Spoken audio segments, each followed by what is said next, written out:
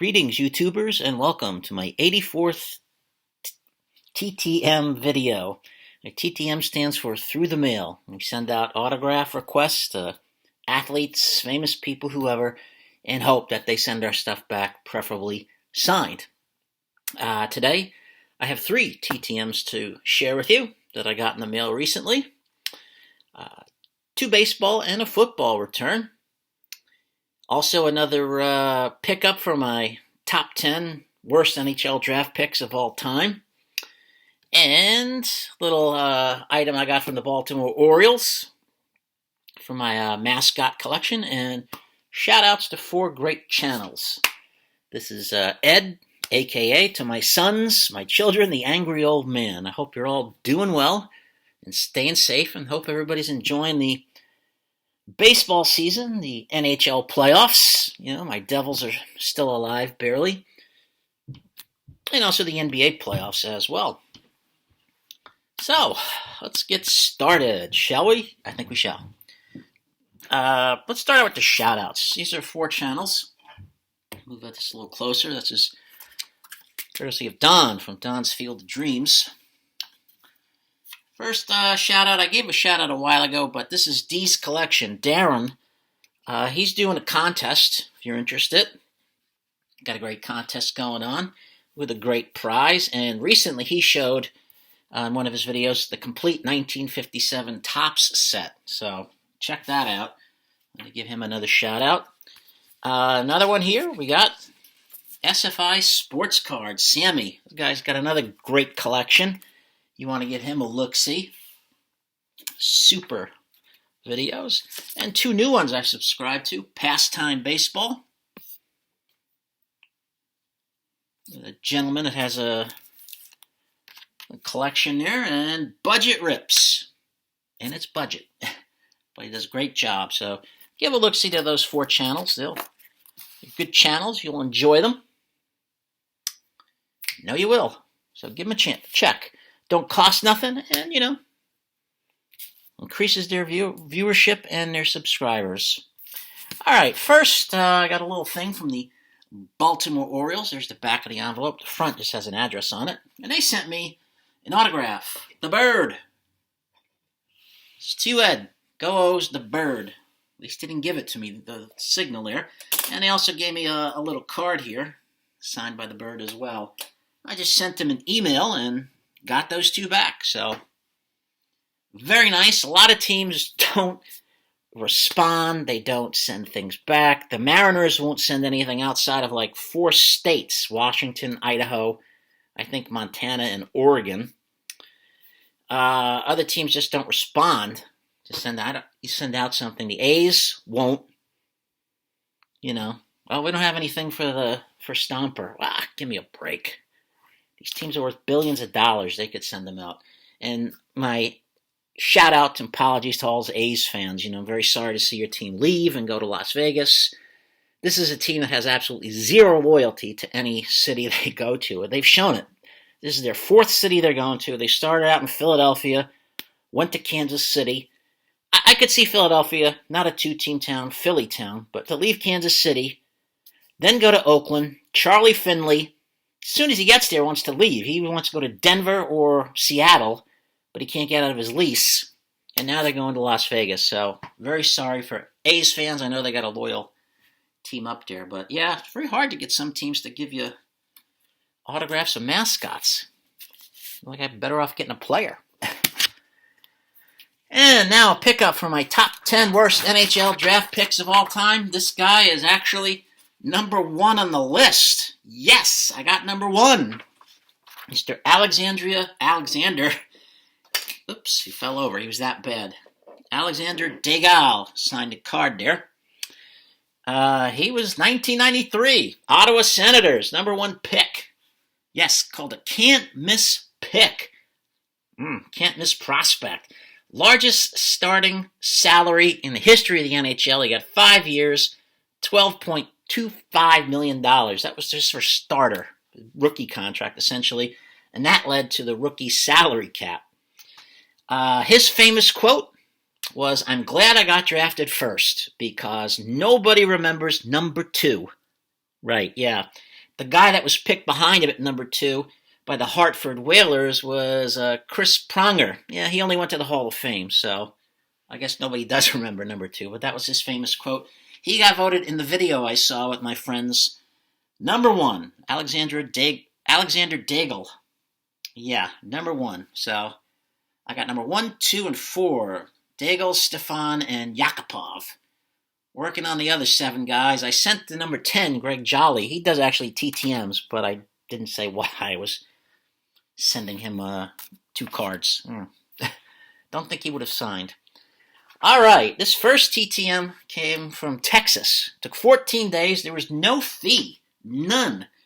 And this is one of Slappy Slapnuts'. He likes this guy, I believe. And that is Mr. Babbling Brooke Jacoby right there playing for the A's. Got him on one for the Tribe. Getting ready to field the ball. And a third one. He was 3 of 3. Free. Sent him out to Texas. I took a shot. Didn't know if he'd sign him, but he did. And I'll tell you a little bit about Mr. Babbling Brooke Jacoby. Brooke Wallace Jacoby was born November 23rd, 1959 in the city of brotherly love, Philadelphia. Currently 63. In the 1979 Major League Baseball draft, he was picked in the 7th round by the Atlanta Braves. Now, with the Braves, he played a few games in the 5 years that he was in the system. 81 and again in 1983 is when he played some games in Atlanta, but not really full time. He spent most of his time in the minors, back when they had a team in Richmond, Virginia. But it was in 1983 that he was traded to the Cleveland Indians. Yes, Cleveland Indians, along with pitcher Rick Behenna, I think that's how you say it, who was a pitcher, and Brett Butler, an outfielder. Those 3 guys went to the Indians for pitcher Len Barker. So, Len Barker came off a perfect game 2 years earlier, but I don't think he did much after that. Mr. Jacoby played with the Braves. He also played with Cleveland on 2 different occasions, Oakland, and finished his career in 1993 in Japan. 1987 was his big year. He had a career-high 300 batting average and 32 home runs for an Indians team that was 61 and 101. Cleveland had a lot of hard time scoring runs that year, and even though he hit 32 home runs, he only drove in 69 RBI, 69 runs. That was it. His final trip with the Tribe was back in 1992, and he wound up being signed as a backup to a third baseman by the name of Jim Thome. Well, Jim Thome, the third baseman, broke his wrist, and Brooke Jacoby took over that year.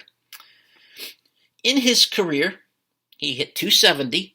He had 120 homers, 545 runs batted in, 1,200 hits, about 1,220 if you want to be exact, and he had 16 stolen bases. He was also 2 times an All-Star, 1986 and 1990, and he played in Japan. He hit just 183 with 2 homers and 6 RBIs.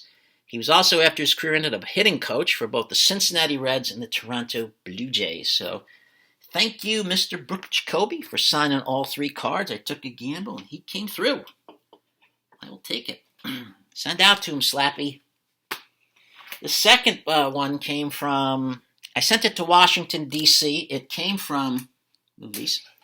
Let's keep them. It came from Northern Virginia, but it was to the current manager of the Washington Nationals, Dave Martinez. Took just 11 days. It was no fee.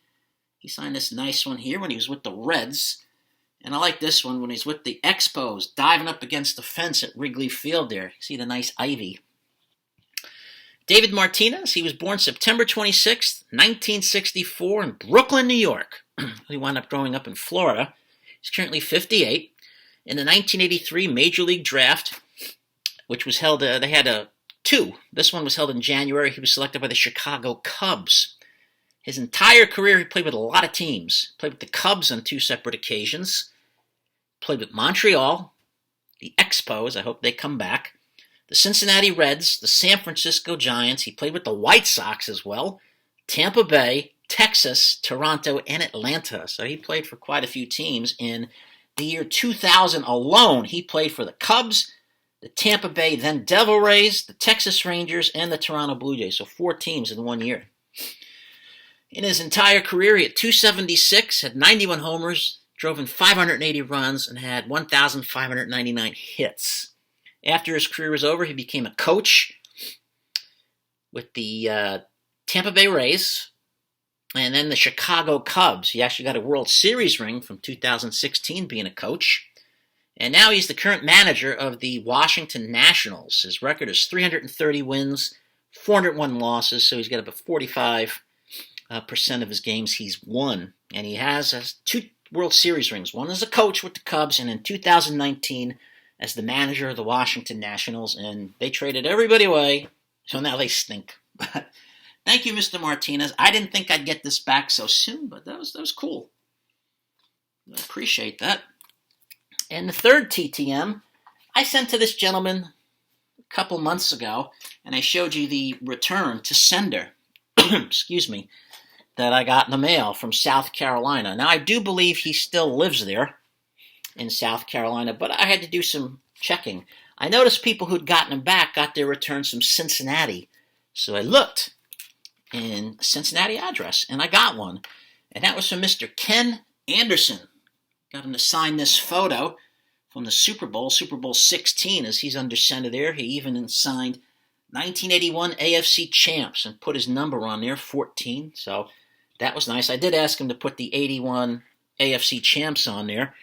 I sent to the Ken Anderson Foundation, and I did send $5 to the foundation. It took 11 days, so I noticed, I was reading things and hearing people online talk about how he thought about starting to charge because he was getting so much. So I figured $5, I'll see what happens. Saw the foundation's address, sent it there, and it came back in 11 days. So not bad, if you're interested. Mr. Kenneth Allen Anderson, better known as Ken, was born in Batavia, Illinois, February 15th, 1949. He is currently 74.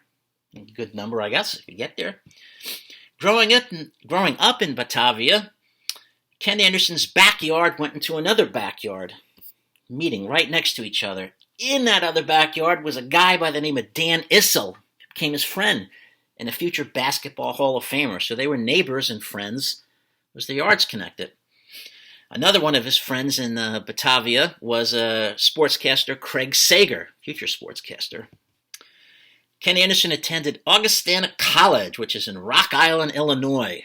And I remember as a kid, that kind of intrigued me a little. Where's Augustana? So I had to look it up, being an inquisitive kid, and found out.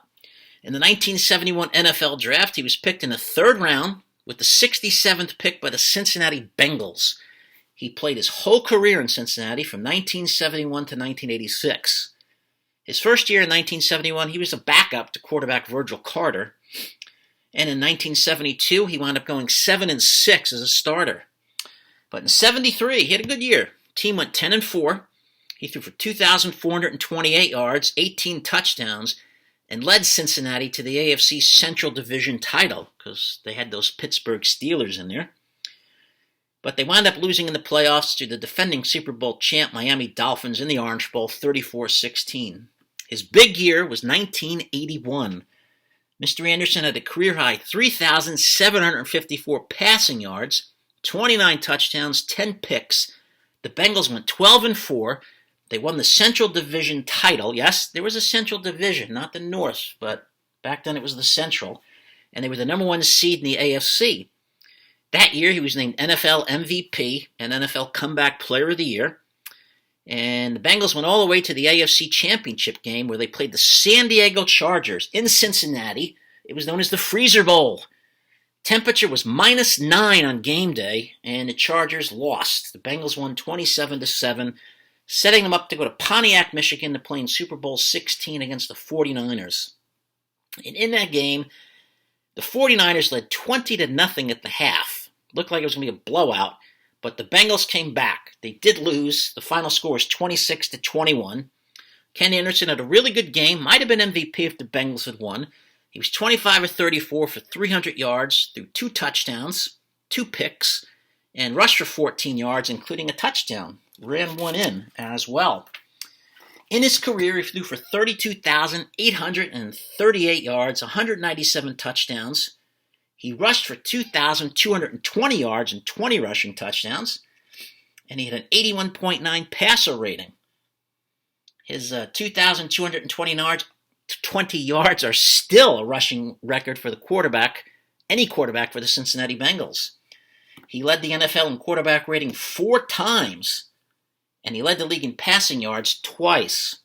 Now, as a starter, his career record was 91 wins and 81 losses, which was good for 32nd place as a starting quarterback. He had a better record than Dan Fouts and Captain America Roger Staubach. When he retired, he was the 7th all-time leader in passing yards. He held various records when he retired, like completing 20 consecutive passes in a game. He had a completion percentage for a single game, which was 90.9, which was against the Pittsburgh Steelers in 1974. As I said, he was NFL MVP in 81, NFL Comeback Player of the Year in 81, Offensive Player of the Year in the NFL in 1981. He was NFL Man of the Year in 1975, 4 times as a Pro Bowler. He's a member of the Cincinnati Bengals Ring of Honor, the Augustana Vikings Hall of Fame, and his number 14 has only been worn twice since he retired. Once by Neil O'Donnell when they signed him to the Bengals, and Andy Dalton as well. After his career, he was a Bengals radio broadcaster, and then became an assistant coach for the Bengals from 1993 to 2002. He also was wide receiver quarterbacks coach for the Jacksonville Jaguars and the Pittsburgh Steelers, where he was the quarterback coach and did win a Super Bowl ring as a member of the coaching staff when the Steelers beat the Arizona Cardinals in the Super Bowl. In 2008, the NFL Network selected him number 10 on their top 10 list of players not in the Hall of Fame. So hopefully one day he will get in the Hall of Fame. Got the numbers for it, I believe. Had a great career. But I do thank him. Mr. Ken Anderson came through. Second time around. I'm pretty sure he lives in South Carolina still, but he just might not want mail there. And I can understand that. Probably gets a ton there. So thank you for signing the photo and putting the inscription on it, I ask. All right, that is it, everyone. I appreciate you spending about 17 to 18 minutes of your life with me. I hope it was good. Hope you enjoyed it. I enjoyed talking to you. If you like it, hit the like button. Leave a comment. I will try to get back to you as best I can. If you're new to the channel, hit the subscribe button. If you liked it, hit the like button as well. Even if you didn't like it, hit the like button. We might have something down the line you might like. You never know. Try to get a variety of autographs out. Check out those channels. They're good people with good channels. It's fun.